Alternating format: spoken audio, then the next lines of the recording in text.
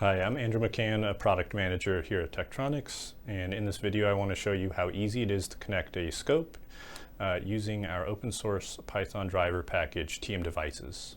So today we'll be using this MSO5. We have our laptop, it's got VS Code already installed on it and TM Devices.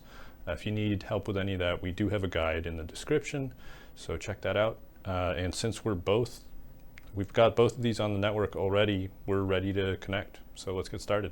Okay, so the first thing we're going to do is go to our GitHub page for TM Devices. Again, that's linked below, and we're going to find our basic script right here.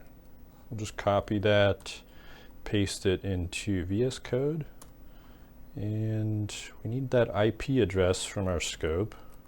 So we'll just plug that in here really quickly, and then we just hit run. And as you can see, we got this IDN response. So we're connected and we're ready to go now.